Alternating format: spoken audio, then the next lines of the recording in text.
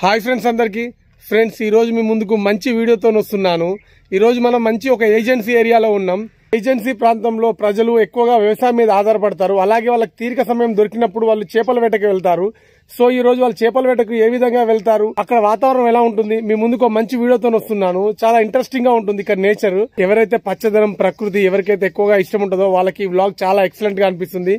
దయచేసి ఈ వీడియోని చివరికి చూడండి, ఎంత అద్భుతంగా ఉందో। నేచర్ లో ఉండే ఫ్లవర్స్ చాలా వరకు చాలా మంది తెలియదు। ఇక్కడ ఈ ఫారెస్ట్ లో ఉండే ఫ్లవర్స్ చూడండి, మన దగ్గర ఓన్లీ కొన్ని రకాల ఫ్లవర్సే రెగ్యులర్ ఉండే ఫ్లవర్సే దొరుకుతాయి। ఈ రోజు మిమ్మల్ని మంచి లొకేషన్ తీసుకొచ్చాను। ఇప్పుడు చూడండి, ఇల్లు వచ్చేసి ఎకో ఫ్రెండ్లీ ఇల్లు।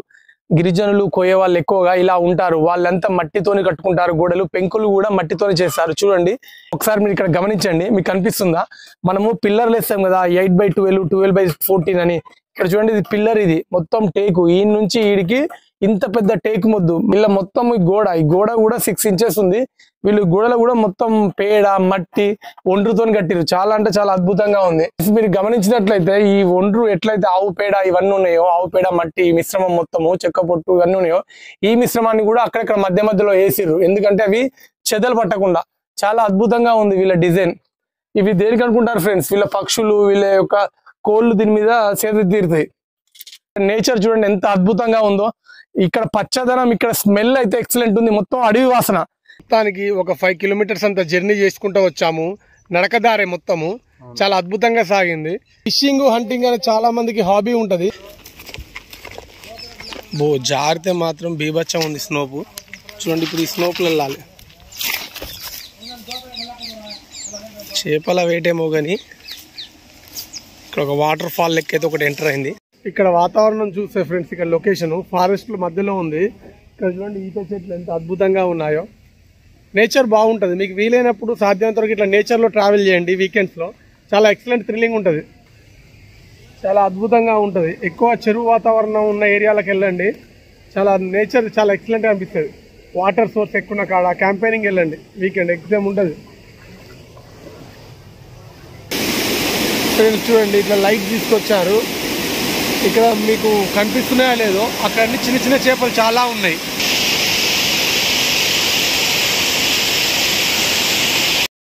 ఫ్రెండ్స్ చేపల వేట అనేది చాలా థ్రిల్లింగ్ ప్రాసెస్, ఎంతో గంటల కొద్దీ పేషెన్స్ ఉండాలి।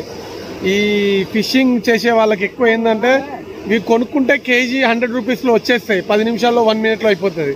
బట్ ఏంటంటే ఆ థ్రిల్లింగ్ ఏది, చేపలు పట్టే థ్రిల్లింగ్ ఉంటుంది చూడండి, ఈ థ్రిల్లింగ్ అనేది ఈ వేటకు వచ్చిన వాళ్ళకే తెలుస్తుంది।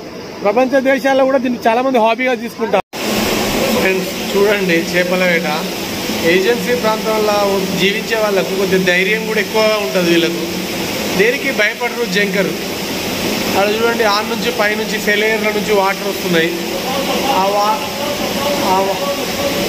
ఆ వాటర్కి కిందికి వస్తున్నాయి డ్రాప్స్ లెక్క, సో ఇలా పోతున్నాయి। ఇక్కడ కూడా నెట్ పెట్టారు, చాలా చేపలు అయితే చిన్న చిన్న చేపలు ఉన్నాయి। వీళ్ళ వేట సక్సెస్ అవుతుందా, వీళ్ళ పని ఏ విధంగా ముందుకెళ్తుందో మనం మీకు వీడియో తీసి చూపెడతాను। ఈ వీడియో తీసే ముఖ్య ఉద్దేశం ఏంటంటే, మన ఛానల్లో అన్ని రకాల నేచర్ సంబంధించిన అన్ని రకాల వీడియోలు ఉండాలనే ఉద్దేశం మీదనే నేను చేస్తున్నాను। ముందుకు ఒక మంచి వీడియో తీయాలనే ఉద్దేశంతో నేను ఈ వీడియో తీస్తున్నాను।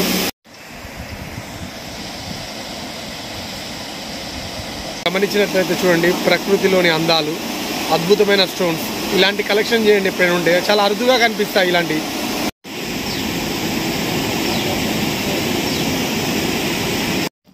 ఎన్ని రోజులకు ఒకసారి వస్తారు ఇట్లా వేటకి? 15 రోజులకు ఒకసారి వస్తాం। 15 రోజులు ఖచ్చితంగా వస్తారు। ఎప్పుడైనా బాగా మీరు చేసిన ఫిషింగ్ అంటే ఎక్కువ నిలబడ్డే అందాజా పడతాం, ఒక 2 బత్తాలైనా పడతాం। 2 బత్తాలనే పడతారా? చూడండి అలా జస్ట్ థ్రిల్లింగ్ ఉంటుంది। విలేజ్లో ఏజెన్సీలో చేపల వేట। ఫ్రెండ్స్ ఇప్పుడు నెక్స్ట్ స్పాట్కి వచ్చాము, ఈడ కూడా అడ్వెంచర్ చేస్తున్నారు మన వాళ్ళు।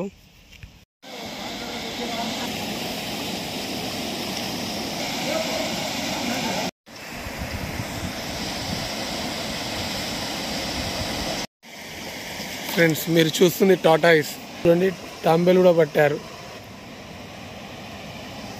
టాటాయిస్ కూడా తింటారు కదా చేపలు, బిగ్ చేప ఏది అందులో? ఆహా, ఇదేం చేప? ఈ చేప పేరేంటి? ఇలా చూపెట్టు, స్ట్రాంగ్గా ఉన్నాయిగా। ఈ చేప వచ్చేసి బుర్కా అంట. భలే ఉంది కదా, మొత్తం వెపన్ ఉన్నట్టే ఉన్నది కదా. ఐస్ అన్న టోటా ఐస్.